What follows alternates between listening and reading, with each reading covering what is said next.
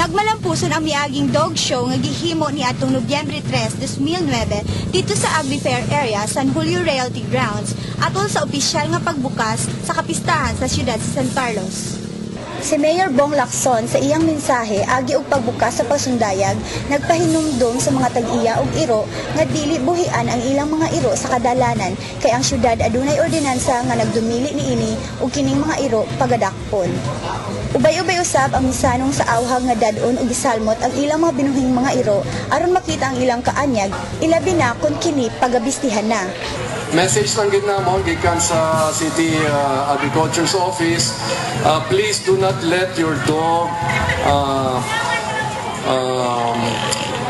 alone in the streets because every time we see a dog unattended, we will make sure that we will catch that dog and you will have to pay a fine no matter who you are.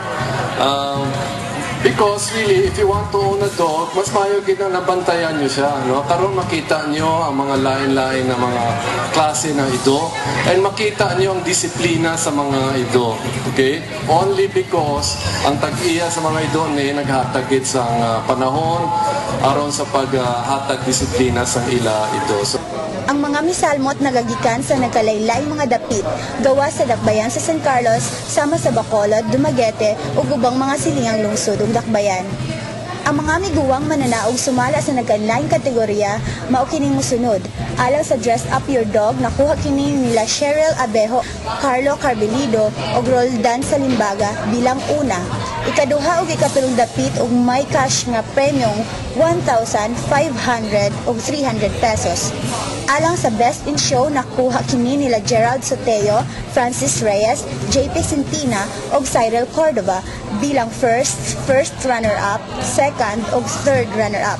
Kini may premyong 2,000, 1,500, 300 ug may mga dog food ug tropeo. Sa Best in Group Terrier, nakuha ni Carlos Soteo. Best in Group Siberian Husky, nakuha ni Cyril Cordova. Best in Group Rottweiler, nakuha ni Francis Reyes. ug Best Group Mixed Breed, nakuha ni Maynard Lolita.